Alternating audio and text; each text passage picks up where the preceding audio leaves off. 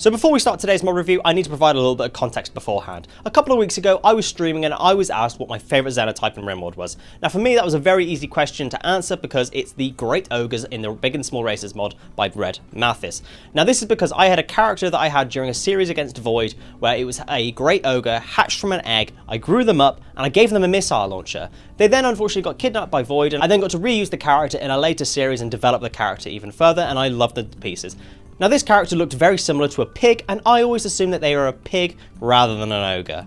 So with that revelation, I thought to myself, there's got to be a mod out there that makes pigs better in Rimworld. And there was! Vanilla Expanded Races Pigskin mod. Finally, I'm reviewing one of Oscar Patoki's mods. It was only a matter of time, and I felt like this one was the perfect timing for it. Let's get into things and start with the content. So the content. Let's start by looking at our first impressions. The Steam Workshop page. What is there and what do we see? Well, the very first image is of a Big Daddy boar skin. Now, please don't make me repeat that too many times, otherwise you'll hear something completely different. The rest of the images and everything else that follows is fantastic. I love the vivid descriptions of the boar skin and the pigskin xenotypes, and I love that every single gene is then typed out and then told what it is, the complexity, the metabolic rate and everything. It's fantastic. In terms of a mod page on Steam, this is up there with some of the best. The only way that I can see this being improved is by adding GIFs and stuff, but that's extremely minor. So far, so good. So how does this all look in game? Well, to start with, we have 14 brand new genes. These are going to be pretty much exclusive for the boar skins and the pig skins, but obviously you can take them out of people and put them into other people to create your own xenotypes. So how do these genes actually look on the xenotypes? Well, here I have two pig skins. The one on the right is the base game vanilla pig skin, and the one on the left is the brand new one. So the one on the right, it's decent. Genetically, this is something that we will always be picking up in our early game of Vanilla Rimworld. They're very good combat characters at the beginning, and they do provide a new colonist for you that's nice and unique, whilst not being too hungry all the time. Now the new pigskin, these ones have an added level of darkness to them. You can not only use these as combat characters with their organ regeneration, but they have pork flesh, and not only that, pig skin as well that you can actually make things out of. You can now pretty much use these pigs as cattle. Now, I'm not opposed to that, and I think that's a great thing, and it does definitely make it slightly more realistic that we can actually get pork from the pig people, but I didn't expect this level of darkness, and the experimental playthroughs that you can do with this is just incredible. And I like that they are now cowards. And it means that they're the boar skins that we'll look at in a second, and now the upgraded version. We get a little bit more variety with that, which I think is fantastic. So whilst the pig skins seem a little bit weak, a little bit cowardly, not very good, and they're just kind of cattle, the boar skins on the opposite side are extremely good. These are pretty much the hussars of the pig world without the drug addiction. And these three here come in all three different colors that they come in, and then looking at their genes, they are very good. Very much combat characters. Strong melee, brave, strong immunity, reduced pain, and most importantly, the ever-growing gene. Now, what is the ever-growing gene? Well, in my opinion, this is probably the biggest addition that this mod provides. This gene, what it does for the boar skins, that every 10 years or so, they will increase in size. Not only that, but every time they increase in size, they'll get bigger, they will have more damage, and they will be able to take more damage and have more health points per limb.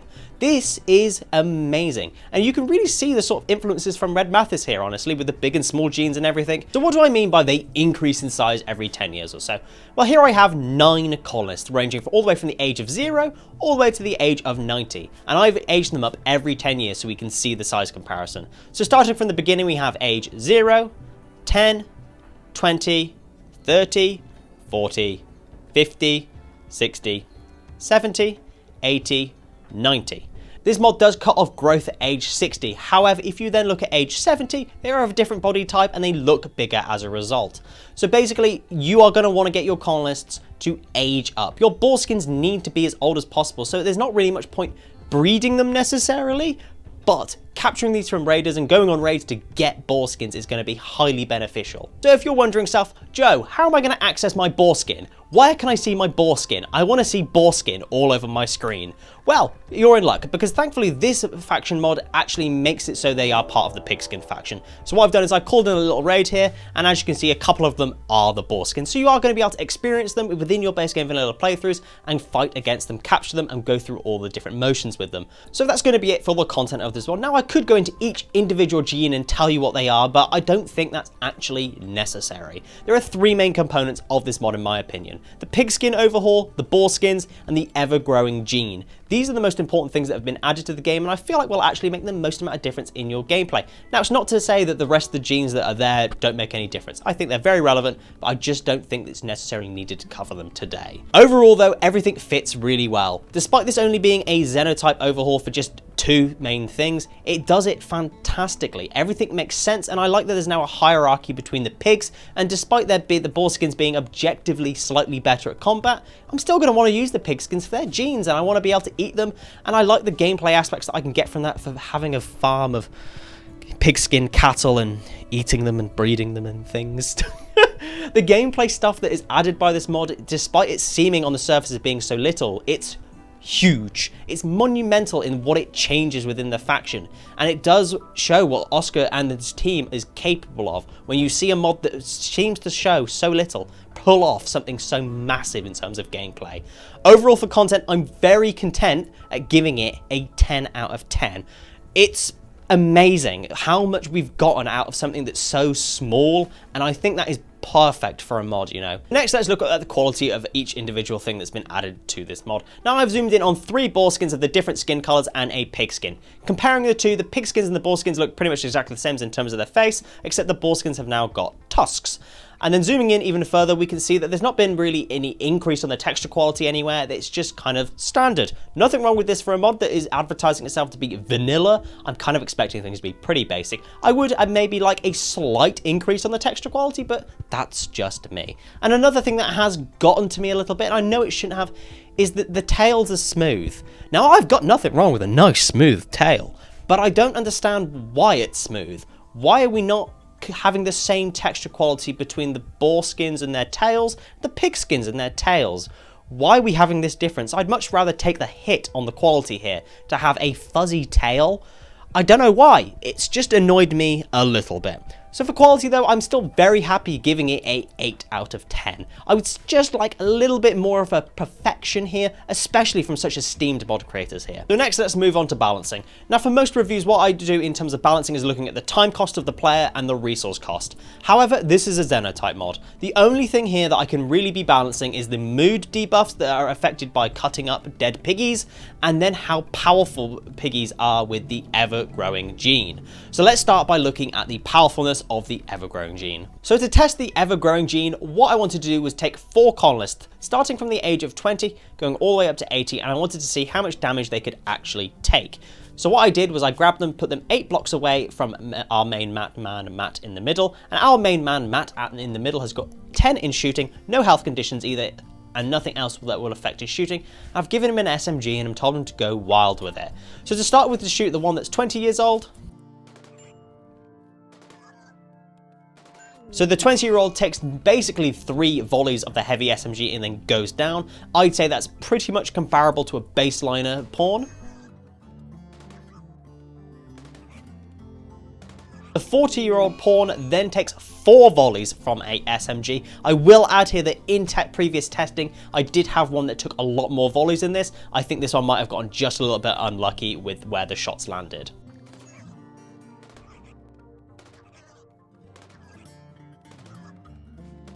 So next, the 60-year-old pawn, and this one took a total of 6 volleys to the chest. They absolutely absorbed those bullets, ate them up for breakfast, lunch and dinner, and had a great time. I will also note that then following on to the 80-year-old, they also took 6 volleys as well. The ever-growing gene is a very powerful gene. It's very good, and it's definitely something that is going to be a great advantageous thing for you in battle. Note that all of these boar skins were naked, and they absolutely ate those bullets up. So as you can see, the boar skins with the ever-growing gene are quite powerful. A 60-year-old naked boar skin could literally walk in front of a melee gun, have a good time, get turned into a civ, put their thumbs up and say, yeah, alright, whatever. So, what happens if you give that to a human? So, I've got myself a baseliner pawn, has given them the ever-growing gene, and what I'm going to do is age them up 1 year at a time and click 100 times to take them to a year 100. So they go through each life stage, growing up a little bit. Once they reach the adult size, they don't grow anymore. And when I tell you I was disappointing, it's an understatement. Now, the gene might still be applicable to them. They might now be an absolute tank, and I just don't see the visual effects of this, but this to me was a huge disappointment. Now, it could be that the gene is only applicable to boar skins, and that would be fine, but it's not noted. I could be missing it somewhere, and I've just gone wrong somewhere, and this is a totally invalid point. But from what I could tell and from what I could see, there was no implication to say that I could only use it for boar skins. Something that I think could be addressed if there is an issue here, but for me personally as a player, I was kind of disappointed by this. So next, let's look at the balancing of the mood debuffs that are provided when we accidentally butcher up and cannibalize some of these boar skins / pig skins. So what I've done is I've grabbed a baseline human, I've gotten them to butcher up a boar skin. So initially we get a -6 for butchering human-like. Okay, fair enough, makes sense. And then what I've done is I've got him to eat some of the raw pork. And all we do is get a -6 for eating raw food. Cannibalism, okay. I guess what I like about this is that I can then actually enslave loads of piggies, force them to breed, and then I can actually make them into usable cattle. The gameplay aspect here is fantastic. Whilst I don't necessarily agree with the ethics, I think it's a nice little addition that I'm not then penalised for doing this.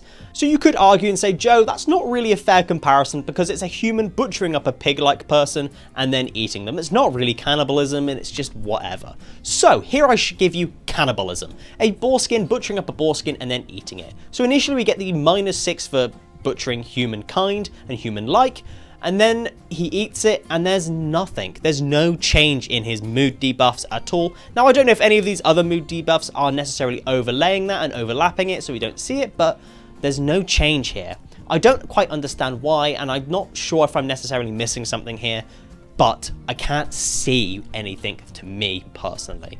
This doesn't quite make sense. I feel like we should be definitely getting a stacking mood debuff for butchering and eating our other boar skin friends. Bit weird, but okay. For the balancing, where am I at with this? Well, I think the mood debuffs could definitely be a little bit stronger. I fully appreciate a human butchering up a boar-like and then eating them, getting a -6 for butchering them, and then a -6 for eating raw food. I get that, makes sense. But a boar skin eating a boar skin and then only getting one -6 for butchering them doesn't quite seem enough. That is literal cannibalism. Why am I not being punished for that? A little bit strange. I'm not necessarily against it, just confusing me a little bit. Now, I could have been wrong with all the other mood debuffs that were going on in my example, and that's messed with it somewhere, but I don't know, I'm a little bit on the fence about that one. And the ever-growing gene, I love it.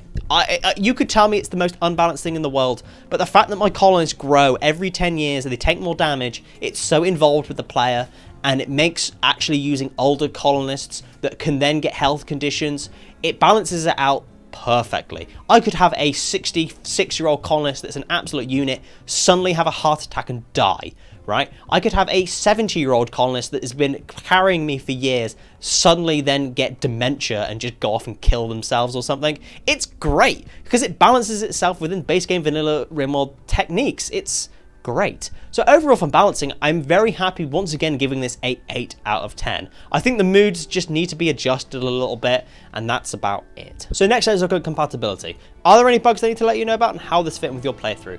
Now for me personally, apart from the one bug that I fixed where I gave a human the ever-growing gene and nothing seemed to happen, that was the only bug I experienced. It's very small and not really that significant, let's be fair. Looking at the Steam Workshop page, there were quite a few reports of some compatibility issues with different mods. For me personally though, that's playing with a very vanilla mod pack most of the time, I genuinely had no issues whatsoever and cannot see any issues that you'd be having unless you're going to be going really heavily into the genetic stuff and going into a lot of Xenotypes. Overall, just be careful with what mods you're using and you should be fine. So how's this going to fit in real playthroughs? Now this mod, funnily enough, fits in with pretty much every single era in Rimworld. Tribal, medieval, industrial, space age, architect, it pretty much fits in with every single era. I will say, however, that I think this mod fits in perfectly with medieval, industrial, and tribal the most. Something about an architect pig doesn't quite work, and I would love to see a architect pig overhaul for this mod. Imagine that, bionic pigs and things. It would be great. You can use that idea if you really want, guys. So apart from that, and the only other bug that I found that's within the ever-growing gene, there's no other issues in terms of compatibility, and you can use this in pretty much any playthrough you want. So for compatibility, I'm very content at giving this a 8 out of 10. So next, let's look at my mod recommendations. Now, because this is a Xenotype mod, you can literally fit this mod in any playthrough you want, any playstyle, any sort of thematic theme that you want. This mod will fit into everything. However, I've focused in on a couple of themes here. So starting with the medieval overhaul mod, just for very obvious reasons. Next, inject genes, so you don't necessarily have to have the technology, you can use all the genes provided. Next, the Gene Ripper, very obvious reason, rip them genes up and use them. Then the integrated genes as well to provide even more genes within the different DLCs that are provided, and then Sarge Beyondion's alpha genes as well. Go absolutely ham sandwich for the genetics and everything, which I think is a fantastic part of these brand new Xenotypes. Like I said, this is a Xenotype mod. It will literally fit in with any playthrough you want, and there is hundreds, if not thousands of mods I could have recommended with this mod. This mod's going to really benefit from, like I said, a medieval playstyle, a genetic heavy playstyle, hell, even a vanilla playstyle. If you just want to use a vanilla playstyle and mod pack, this will be perfect for that as well, which is a fantastic thing that Oscar does well. So for mod recommendations, I'm very happy giving this a 10 out of 10. Literally fits into everything, and when we get the Archotech Pig overhaul mod, I'll be even happier. So last but not least, my conclusion. Now, my love for pigs in Rimworld is endless. Ever since I had that playthrough with John, it's changed my view of the pigskins and ogres and everything entirely, and I've had a real love for big characters in Rimworld. I had a love for literally big characters, and big in the sense that they just take up most of my screen. I love this mod, and it'll be a mod that I'll be using in future playthroughs and future series that I do on this channel, and I will definitely be recommending you guys check out. So for content, I gave it 10 out of 10. For quality, balancing, and compatibilities, 8 out of 10. And mod recommendations, 10 out of 10. Giving it the grand score of 44 out of 50, which is an extremely good A-rated mod. Now, I did obviously highlight a couple of issues, the pig's tails being so smooth and silky, and then obviously not being able to use the ever-growing gene on my humans. Now, these are very minor issues, and these are ones that you probably will never actually have in your playthroughs, but these are extremely competent and high-regarded mod creators, and I wanted to be a little bit more critical than usual. I still heavily recommend that you check out this mod and all the other mods that these creators have ever done, because they're all amazing and great mods. So if you haven't enjoyed today's video, remember to like, subscribe, and make sure you tell your mum about me. I'll see you next time. Thank you.